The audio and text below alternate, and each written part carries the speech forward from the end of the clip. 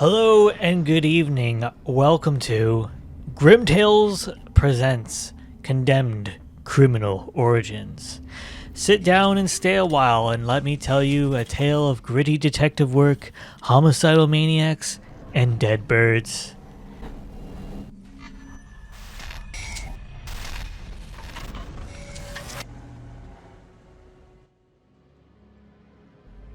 We begin simple enough with our protagonist, Ethan Thomas, an FBI agent investigating a gruesome crime. We are also aware that the city's crime rate is on the rise, especially assaults with deadly intent. We'll see these internal reports before each chapter, which indicate there's something larger here than just your run-of-the-mill crime. Come on, let's go. Body's rotting as we speak. The patrolman on duty said there was a mannequin involved, just like the matchmaker. Whole damn city's crawling with sick killers. God, why do they always have to kill in such maggot-infested dumps? Why can't they pick a nice spot without addicts and gang members for once? Someplace not so damn dark. Jesus H! Nearly shot the bastard. Come on, this place is creeping me out. We reach our crime scene, and it's definitely unsettling to say the least.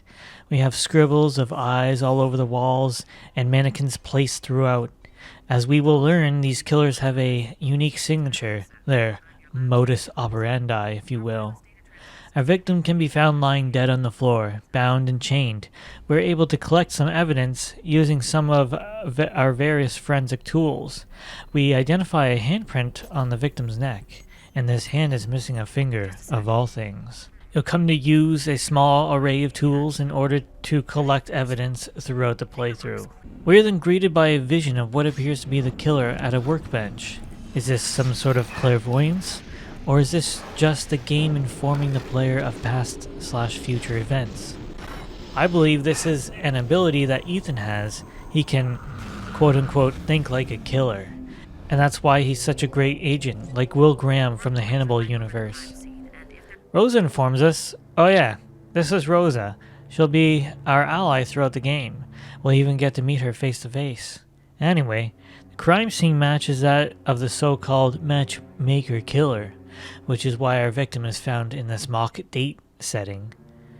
Soon after, Detective Dickinson brings to our attention that we are not alone.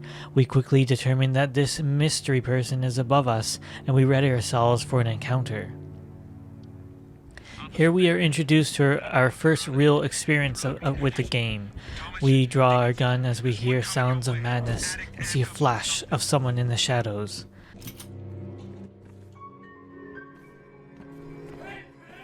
Federal agent, come out peacefully or I will use force. Fuck you! Damn! Shit! I love the fact that you can't immediately see your ammunition. Instead, you must check the magazine to see what's available. I will say that it is a little awkward that we don't carry any spare magazines, but we are playing a game, so. We quickly encounter our first fight, and you will soon learn that they are very intense. The enemy will psych you out, they will run away, they are aggressive and insane. I love the weight behind each swing, and each hit really counts, especially on hard difficulty. There are even some finishers you can apply. I guess Ethan has a lot of pent-up anger.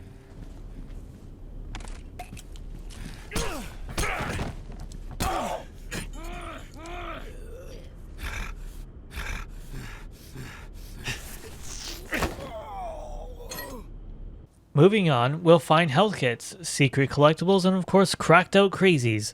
Another thing to mention is that most of combat will come down to melee, but don't worry, there's always a weapon at hand.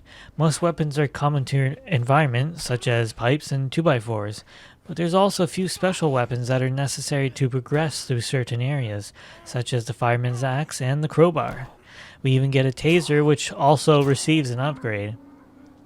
One great technique is to zap a dude and then yoink his weapon to then promptly beat the piss out of him. As you progress through each location, you will have to balance taking a firearm versus a melee weapon. It's not too severe though, as I mentioned before. There are plenty of weapons at your disposal. We eventually come across a fuse box to reactivate the power when suddenly we're electrocuted and thrown across the floor. While we struggle to stand back up, our suspect takes our gun. He surprisingly doesn't shoot us. How curious. After a few more run-ins with the crazies, we find Detective Dickinson again.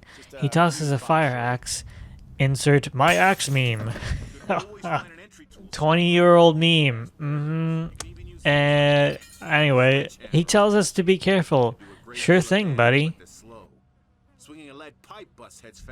Throughout the chapters there will be some collectibles, and in some chapters there are special areas that you receive achievements for. Yes, achievements in 2005. What a glorious time.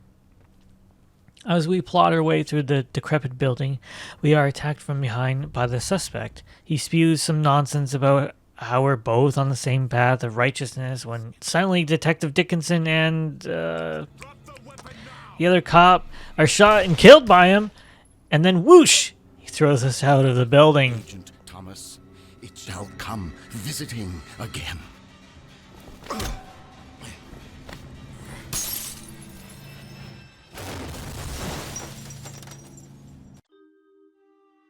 This brings us to the end of the chapter report. Here you can see various stats and even your favorite weapon. Here, I got boot, because I kicked some serious ass. Alright, I'll let myself out now. After our crash through the window, we somehow awaken our apartment. We then check the mirror and see a vision of a disfigured man, only to awaken once again.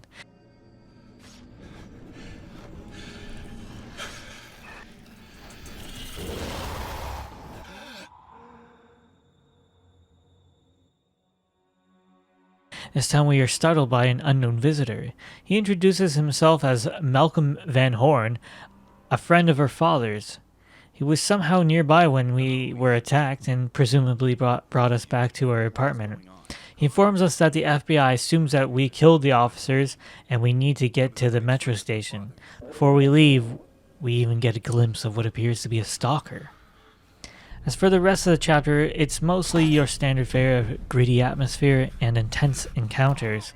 The brutality of the combat is highlighted in no small part by the force of your hits.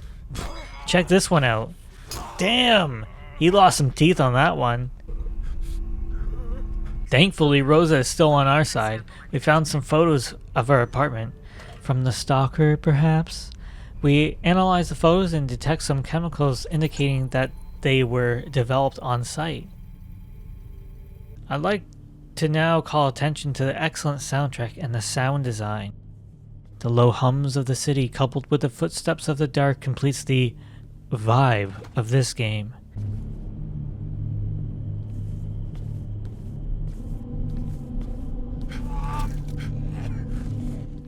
Everything about the soundtrack immerses you into the world. It adds the presentation like two gears working in tandem. And again, hearing what you cannot see perpetuates a feeling of paranoia and uneasiness. Even though most environments are well lit, it still leaves you questioning, is there someone there? He tells us that we have a special gift, which we will learn more about later. Oh yeah, this happened. Anyway, moving on. Again, Van Horn contacts us. He knows more than he's letting on, but by now you could already tell that. Saying things like, trust your instincts, and a mention of a gift, but not exactly a gift from God. We eventually make our way to the metro entrance and continue our search from there. As you encounter more enemies, you'll learn that these people are absolutely wild. They swing around with no regard for others, and we can use this to our advantage.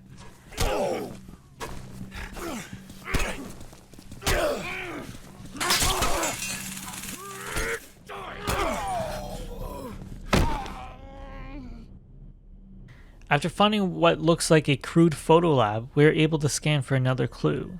Rosa then analyzes it and confirms it matches the previous print that we found. However, there are no hits in any of the criminal databases.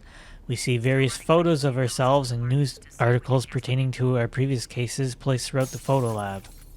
We are, strangely enough, assaulted by another vision. Immediately following this, we see our suspect and give chase.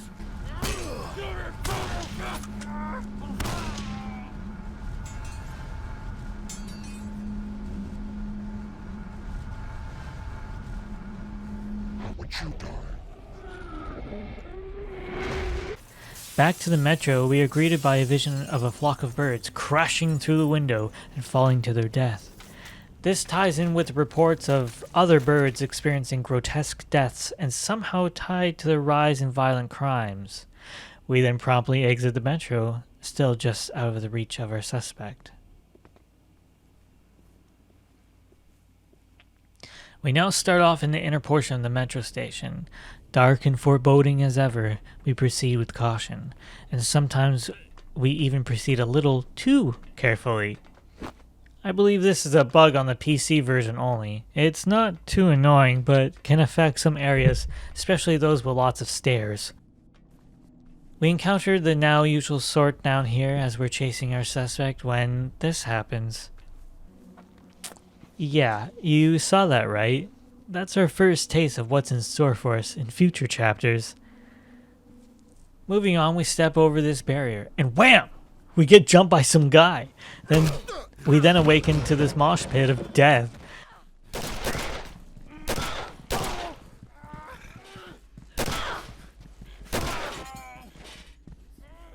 After traveling through the metro some more, we eventually come across the metro cars. We jump on for a ride as it picks up speed. Here we go! Oh, does it seem a little quiet to you? Well, because that's another glitch. Oh well, I'll add some sound effects. Here you go.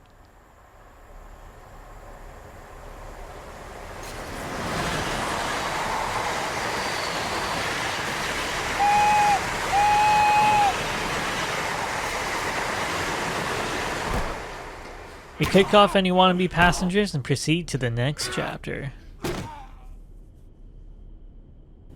We now must travel along the subway tracks to track down our suspect. Here we'll be diverted into the sort of maintenance areas of the subway. Not so different from what we've come to expect. Oh wait. Yeah, remember that little crawling man from earlier? Well, there's more of them.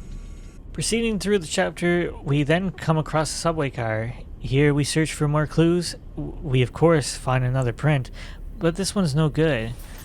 Well, we just have to send a DNA sample over to Rosa. It's done through this gun thing. Just go with it. We keep ourselves preoccupied while Rosa completes the analysis. We come across a train map, which, now thinking about it, feels very Deus Ex Machina. Why would the suspect leave a train map around his hideout? Anyway, we find the DNA on the sweaty print matches the DNA on the cigarette. We do a few more things, fight a few more guys, and then we find what appears to be the matchmaker's workshop. And what do we find? Some pigmentation that matches department store dummies. Ooh, foreshadowing. We collect the crowbar and scan more clues. We happen to get some schmutz on our boot. Anyway, we confirm there is an abandoned department store down on Burnside, and people down there go beyond nasty. Sort of like the depths from Dark Souls. So we get the call over the PA that the train is leaving for Burnside, and that's our cue to leave. We head out through the door and complete the chapter. Now, I'll admit, this next chapter comes off as a bit of a horror trope. It has mannequins. But this is still my favorite chapter, and you'll hopefully come to see why. We learn that the bird deaths are explained by sonic disturbances throughout the city. Though we still don't understand what is causing these disturbances, we do know that they are linked to the increased violent behavior. Alright, into the department store. It's obviously in complete disrepair, and apparently it was the holiday season when this store closed down. We again can grab a few common items for weapons, even a mannequin arm. The atmosphere in this chapter is definitely on point. The slow pulsing of the soundtrack, and even the paranoia inducing whispers of the unknown.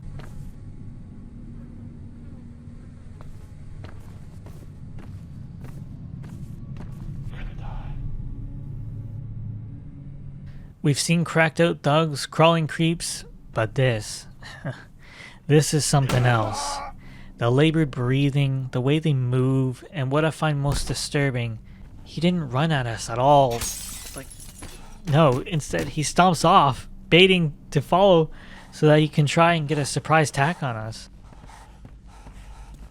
Now it makes you really nervous seeing these damn mannequins all over the place, which ones are dummies and which ones have mutilated skin underneath the shell of plaster. And yes, they appear to be wearing a skin suit of plaster. Boy. We come across another print. This one's missing the index finger and we've seen it before. However, it does not match the print we found in the metro station. What does that mean? Well, it certainly indicates that the man we are chasing is not the matchmaker, but then who is he? Now we know what to look for as far as what can kill us. We pick up on a trail of blood and use that to lead us through the store. We find ourselves in the basement of the department store. Here we find a match to the boot print from the metro station. Is it the matchmaker? Or perhaps the unknown suspect? We'll have to follow the clues to find out. So we decide to sniff out a potential dead body since the basement is flooded. Of course, now we need to fight our way through the creepy crawlies and eventually make our way back to the department store where we find the matchmaker. And yeah, he's definitely dead, but he's also on display, sort of like how he killed people. We don't find much else, but Rosa does indicate that there are small particles that show up as organophosphate. Yeah, pesticide. This will become more clear later on. Looks like you have a male corpse. We then turn the corner and surprise, the police are hot on our trail as well. As we already know, they certainly can't be trusted, so we do our best to avoid them and find our escape. Before heading out, Rosa contacts us with more information. The newspaper clippings we found in the metro were all concerning murderers. 7 of them were crossed out, and the last 2 were of the matchmaker and the torturer. So you see, the unknown suspect has been killing the murderers. All of them, our cases. Before we discuss any further, the area becomes unsafe and we gotta run. We're back on the streets for this shorter chapter, and as the prologue has explained, the craziness is intensifying. With that said, everyone is after each other's throats. Moving on through the bramble, we get to enjoy the finer things of life on the street, dumpster riding. Of course, our fun is short-lived as everyone wants a ride on this garbage glory. We fend off the unwanted passengers and end up toppling over. Recovering quickly, we hide from the cops. Rosa is now waiting for us in the library, so that's where we're headed off to. Listen, wait up. Rosa, are you still there? Very few people can tell me to shut up and get away with it.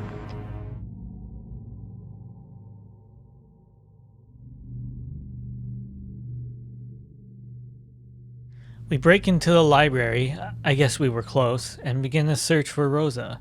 The entire library has been left vacant due to a recent fire. It's mostly unlit and eerily empty, another semi-liminal space that fits right at home in this game. We find the elevator and head to the basement where we quickly find Rosa. Thomas, over here. This might not have been a good idea.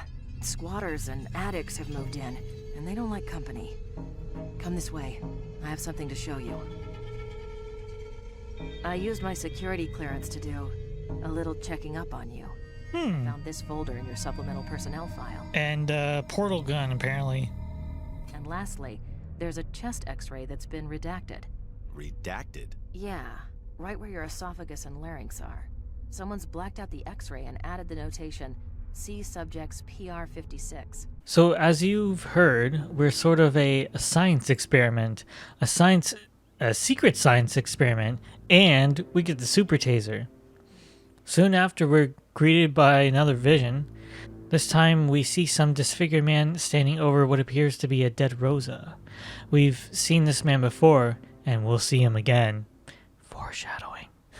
We then search the surrounding area for a working computer terminal. Once we find it, we use the search engine specific to the library to look up information on the torturer. Again, this is 2005.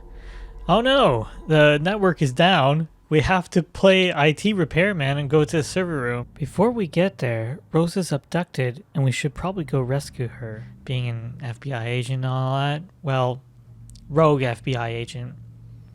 After stalking the halls of the library basement, we make it to the server room. Here we see the rare books terminal is active. Presumably it's Rosa, so that's where we're going.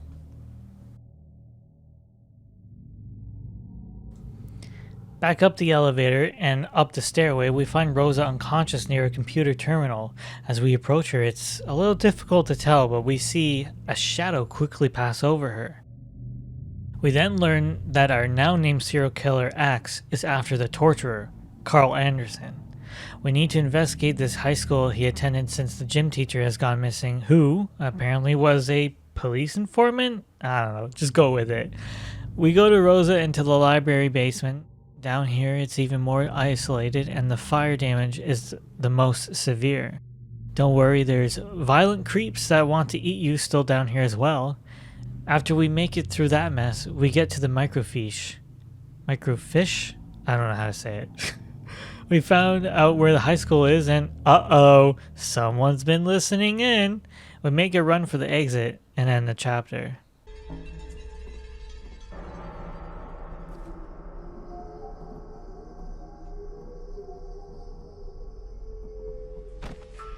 Anderson Carl. We start this chapter off with a surprising encounter with Van Horn again. This guy is now starting to act really suspicious. We proceed with our investigation by entering the high school. A now dilapidated building left barren is now wasting away after years of neglect. The things that crawl the halls were unbelievably once called human. We find broken walls and rusty paper cutters, and of course the lunch lady, or more accurately, a butcher. A butcher?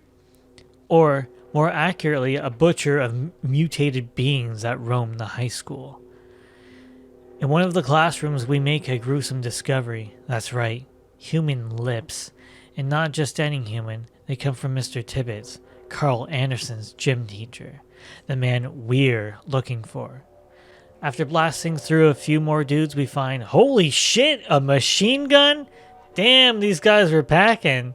Yeah, in addition to your typical handgun, shotgun, and magnum, we have a machine gun, and we'll even get a rifle in some scenarios. Well, you probably weren't expecting this. We enter in what looks like a part of a slaughterhouse, and here we find our lunch lady, and we duke it out until death. Oof. Probably a lot of damage.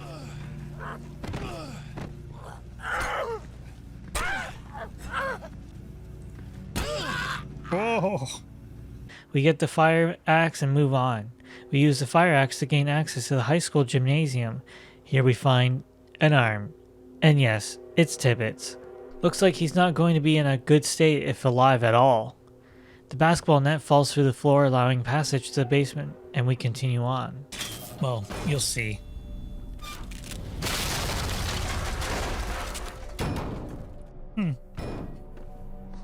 We work our way through and pop out into the schoolyard where we find another Ethan, another one of us. It's weird. Meanwhile, we take a call from Van Horn who wants to meet us. We get another vision of our baton-wielding friend and flashback to reality. Back into the high school, we follow a trail of blood to eventually come upon this. Content warning? One of the most gruesome deaths in this game committed by the aptly named torturer. We learn that there are traces of a now banned pesticide found on the body. This should lead us to our next location. Now let me take a picture for you. Here you go. Before leaving the school, we pass through the swimming pool and experience another hallucination. For this one, we can find a machine gun at the far side of the pool to help out. We move on to the changing rooms and experience more visions. Or maybe this was an attack? After that, Rosa calls and tells us that the pesticide can be traced to an old apple orchard just outside of Briar. With that, we head outside and meet Van Horn. So why are you in on this? I have a sense of responsibility. I needed to help. This chapter starts by detailing even more turmoil in the city and an interesting conversation with Van Horn. And before we get to the meat of the conversation, we arrive at the old orchard. Here we need to follow 4 lines of scribbly script to piece together the message. If I'm being honest, the opening section of this chapter is one of the weakest in the game. It ends up feeling like a bit of a time waster. After we piece everything together, however, we have to fight a baton master, which can be a bit tricky. Oi, oi, oi. We then find a room hidden behind a mirror in the basement with newspaper stories all about us. Looks like someone has been keeping tabs on us for quite some time. Soon after this, a large melee ensues, and it is awesome. Oh shit, oh my god. Oh. Oh. Start zapping, fools.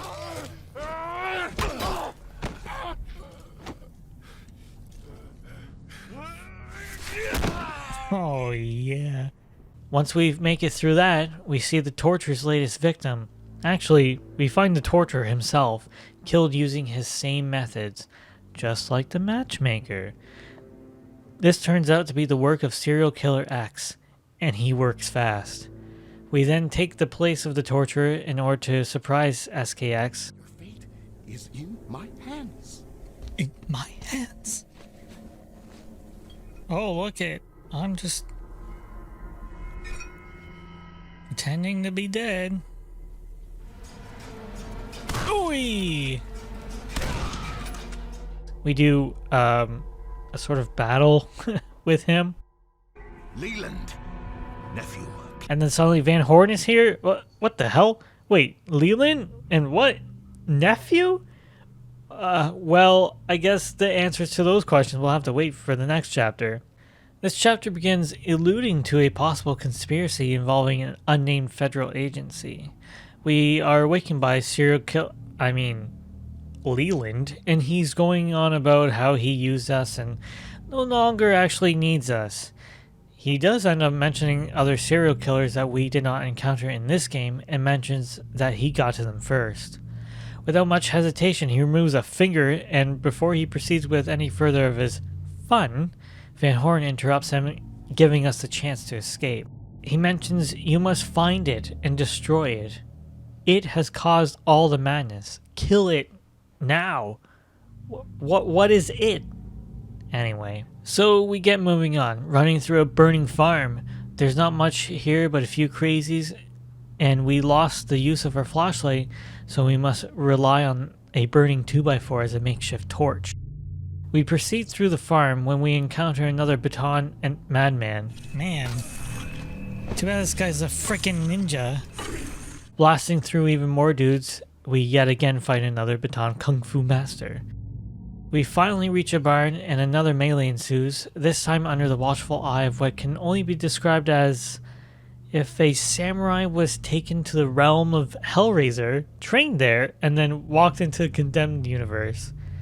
This one's tough, but if you take your time and limit the amount of time spent with multiple enemies, you can get through it. Once that is complete, we face the Dark Samurai. After a good back and forth, we knock this twisted creation down and yank a piece of the contraption off him. Before we move on, here's some immersion breaking bug.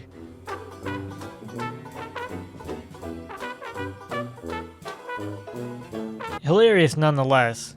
We proceed to climb up a ladder and face our Hellspawn Samurai once again. After pummeling, we break another piece off. We are then somehow transported to another realm of some sorts, and here we fight for the last time. We knock the monster down and give one last good pull. One thing to look out for is the prompt to actually defeat this guy. If you hit him, you'll have to stun him again and get another chance to finish it. This one ends with a bang as we escape, and of course, Van Horn is here to pick us up.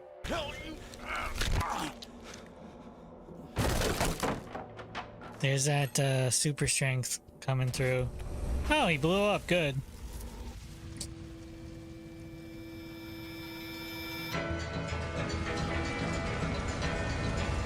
Malcolm!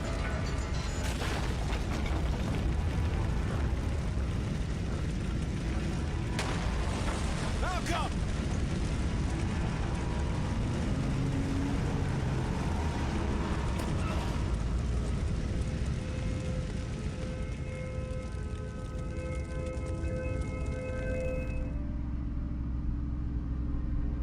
can never go back, can I? No, not to the Bureau, not to your old life. No, you still don't understand. He's done unspeakable things, even though those he killed were killers themselves. But he isn't responsible. He's not in his right mind. He's... Stop the goddamn car now! Redemption! Listen, old man, you used me just like he did. You used me to save your precious nephew, a serial killer. He didn't do Than nothing. he is. It ends here, old man. Oh, I see. Maybe I understand.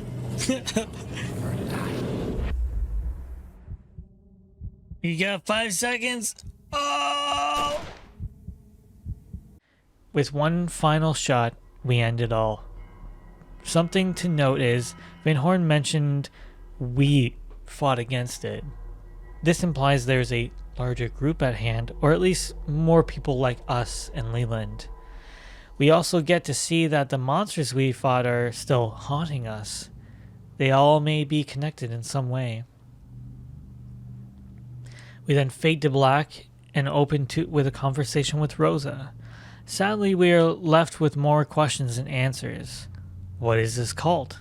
How are we all tied together? We end with Ethan heaving and one final scare of us turning into the monsters we fought, though this may just be symbolic. Oh, shit.